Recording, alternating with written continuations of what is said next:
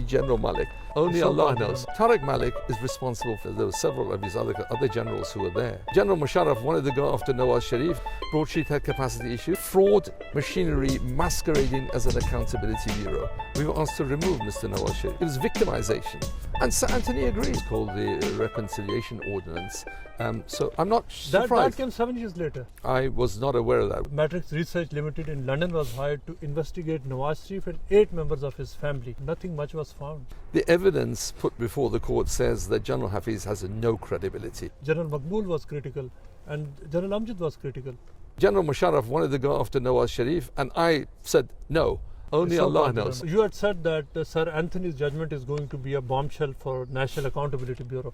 The judgment is now out and it is quite damning of NAB, but it also reflects badly on the broadsheet as well in many parts. And it says at one place that the broadsheet had capacity issues. Well, capacity issues, if you spend money and you're not paid by the government, you have capacity issues.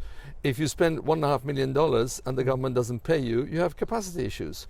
If you've gone out on a limb and trusted the government of Pakistan to pay your bills on time, they don't pay you, you have capacity issues.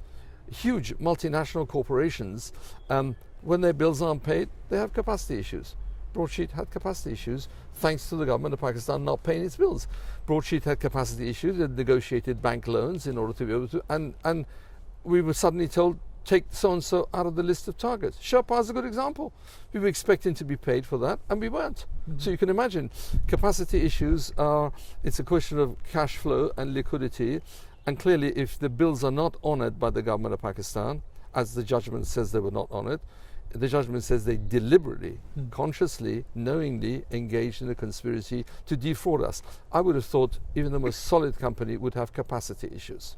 Sir Anthony's judgment is very categorical that the original turnovers, it concealed facts from the NAB and one of its representatives on its board that he had some conviction and there was a fraud to begin with. I mean, you know, in the whole saga that happened between NAB and Broadsheet, there was cheating involved in the very beginning of. I was not aware of that. My role, remember, was to put up money, and I refused to be part of True Ones. I said I'm not willing to be part of True Ones because I don't know who True Ones are. I put up money, and I wasn't actually actively involved until I realized that we've been cheated, and we were cheated. And then when the company went into liquidation, I moved in and took it over, and energetically, and said to the government of Pakistan, I'm not going to let this go. Don't think you can defraud us and get away with it. And eventually you have previously spoken very highly of General Amjad, but according to the judgment, in one of the witness statements that General Amjad gave, he said that Broadsheet, and I quote unquote him, grossly misrepresented and exaggerated their competencies and resources with respect to their asset recovery program. That may well be Amjad's position in the tribunal. It certainly wasn't his position on day one when he agreed and energetically pushed for Broadsheet to be granted this. I can see 16 years later coming to court and being under pressure from his colleagues. There were several of his other generals who were there. Put yourself in his shoes. Is he going to say something 100% that's going to embarrass everybody? No, he's not. In 2000, I was referring to his credibility back in 2000. I was not referring to his credibility in 2016. What people say 16 years later is very different to what people are. People are as good as today, not what they were 16 years ago, 20 years ago. The judgment shows that in 2003, General Hafiz was very critical of Broadsheet. General Maqbool was critical and General Amjad was critical. No, he was critical in 2016, not in 2000. No, not in 2000, but the rest of the General Hafiz was very critical of Broadsheet in 2003, and he said that we are not getting anywhere.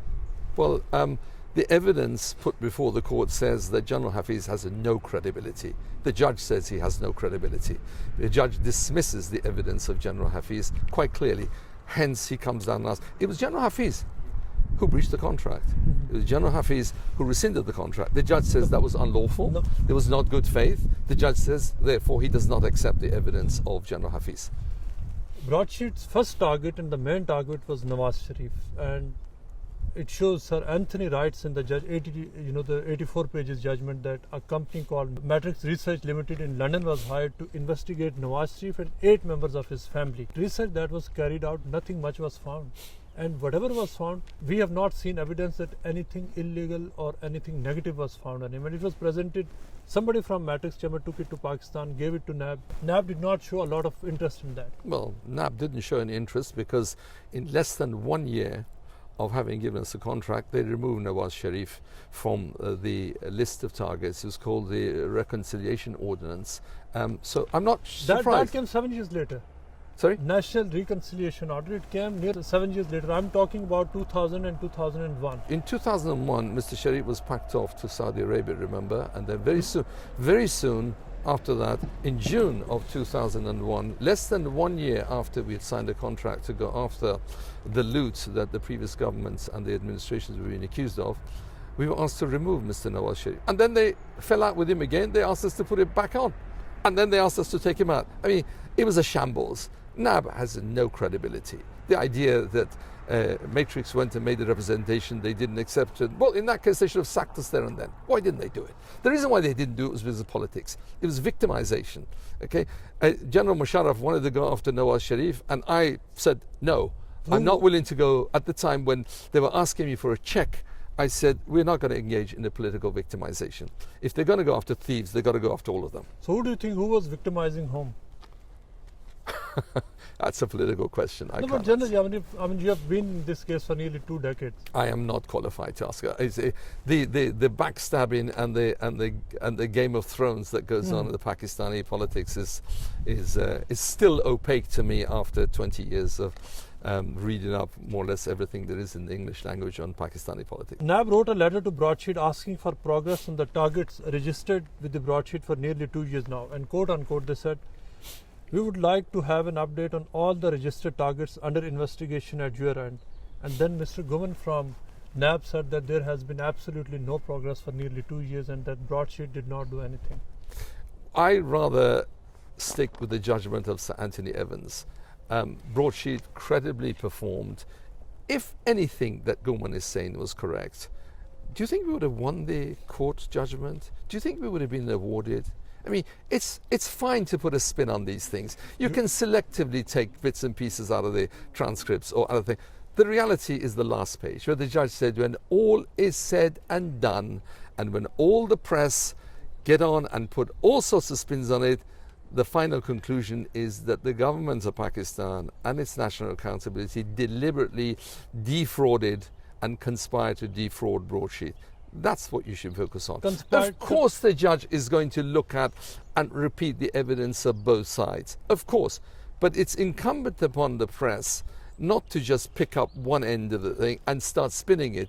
The only spin is the spin that says is a pack of lies. The only reality is the judgment, and that judgment is quite unambiguous. It's damning. I've never seen a judgment of a court say a government conspired to defraud and steal from the people it hired to go and find stolen money. There is no denying that you won, and you have won effectively. I mean, it is one of the most damning judgments that I've ever come across. Correct. But in case of Admiral Mansour al-Haq, the judgment actually says that yes, you found assets of him nearly in the region of 7 to 8 million. What happened with Mr. Ansari and Jersey? Why do you think NAB went on and then said that fine, delist him? You better ask NAB. I don't have the answer to that. I have many answers, including the nonsense that Goman wrote. You know, Mr. Goman, let me disclose to you, in the quantitative hearing, you know what he's complaining about? That his commission hadn't been paid. A NAB official, having left NAB, and he was complaining to the court, to Sir Anthony Evans, that his commission hadn't been paid. Yeah, now, do I really need to answer to such people, to such evidence?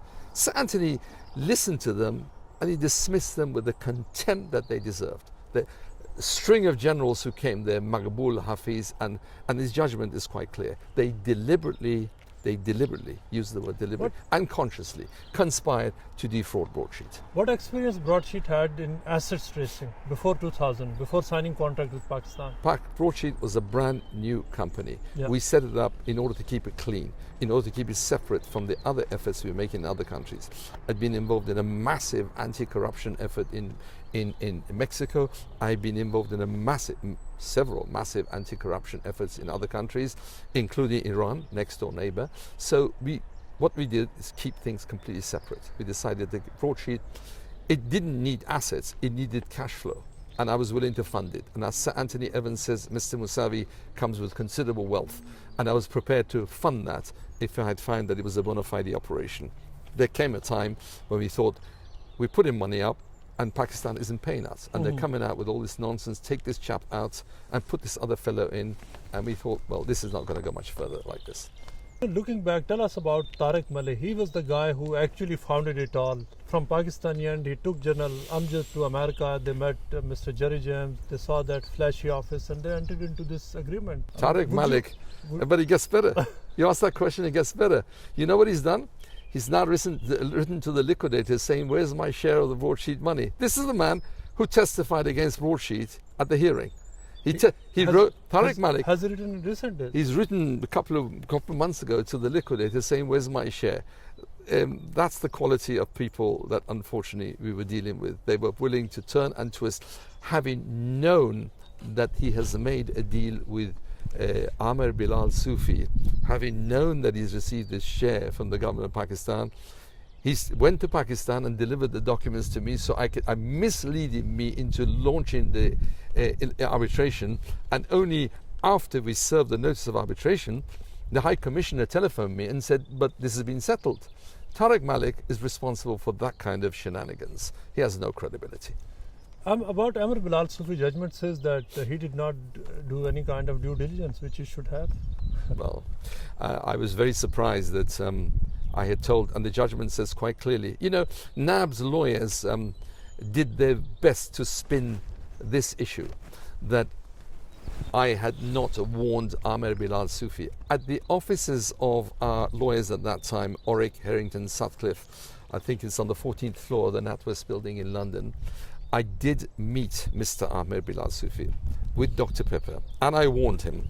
I said, I can only settle IAR with you, International Asset Recovery, and I can't settle Broadsheet. Why? He said. I said, because Broadsheet's in liquidation. Broadsheet, I'm having a liquidator appointed. Sufi was told directly by me, you cannot settle with Broadsheet because Broadsheet's in liquidation. You know what he did? He went and settled with Broadsheet. Now, today I hear, and I have to confess, I give him credit for that. He said to Sir Anthony that he'd been sidelined by NAB. He said that. It's a good question to put now. Why do you sideline the lawyer who's been you've sent out there? He has told one of our reporters that he was kept out of the loop in the whole process. I can believe that. Because no credible lawyer would go along with that kind of a settlement. Now, Shahzad Akbar has come on TV since our last interview. He has come on TV and he said that about the $1 billion account, wherever it is. He said that, I mean, he looked into it, Pakistan looked into it, and they did not think that there was enough grounds for them to do any investigation. Tell us about that $1 billion. Well, tell me, looking into it surely means ask the person who's brought the allegation to you, no? Did they ask me? Have they asked me to this day? Did he have a chance? I gave him a chance at lunch in October at the Royal Garden Hotel in 2019. Did he ask me? No. I gave him a chance at the Chelsea Arts Club. Did he ask me? No. Like a carpet merchant, he was interested in shaving the court judgment by a couple of million. I said, man, we're talking $1 billion. But NAB and government are saying that they did not look into that because they think that you wanted another contract. And they were already like picking up a bill of $65 million. So obviously from there, and they don't want to sign a contract again and then pay another 65 million maybe 10 years down the line. I wasn't asking for 65. I was asking them to give me a telephone call. That cost 65 cents. They don't know 65 million. It costs 65 cents to pick up. No, actually on WhatsApp it's free. Why didn't they do that? It's free though. They could have called me. It was free of charge and said, can we talk about this? They didn't. The idea that they investigated this is pure fantasy. Pure fantasy. They didn't. They weren't interested. Can I speculate why they weren't interested? Tell me. Well, I suggest if you know there's $1 billion and the owner is running away from it because it's just hit the press, you try and see whether you can get your sticky fingers into it. That's what I would suggest, you know. Well, yes, I'm accusing NAB of being a bunch of fraudsters. Yes, I'm accusing NAB of being a fraud machinery masquerading as an accountability bureau. And Sir Anthony agrees. He says they were deliberately engaged in defrauding the people who they hired to go and find stolen money. I can't second best Sir Anthony Evans. One question that is really, the speculation that currently sweeping Pakistan is who was the guy who asked you for commission, kickbacks, and cuts in London at the Cafe Rouge? General Malik. Only Allah knows. It's and him. But I did tell him there are cameras. There are cameras in Cafe Rouge, and the cameras are there. Come and find out who they are. They showed no interest. They could have sent one person round to the cafe and said, "Can we have the tapes?" And if they said no, you get a court order. It takes 10 minutes. You get a court order, seize the tapes, and look. They didn't do that. Why didn't they do that? Yeah, so you reported it, they didn't do it, right? Of course. So immediately you reported that a NAB official, whoever it was. No, I didn't say he's a NAB official. No. Let's. I didn't say he's a general. I didn't say his name is Malik. I said a gentleman purporting to be General Malik. Obviously purporting to try and convey some sort of authority. Let the record show. What I'm saying is this gentleman, highly probably, because he wanted to convey a sense of authority to me, it is an absolute certainty that he had documents which had come clearly from NAB files. So you made your checks and you established that he had those documents and he was a bona fide person carrying genuine documents that you had sent to NAB, and then you saw that that gentleman was carrying those documents. That was his only bona fides. The rest of it is obviously a sham, yes. Okay, so you made all those checks? Well, when I saw him, I made the check, not before.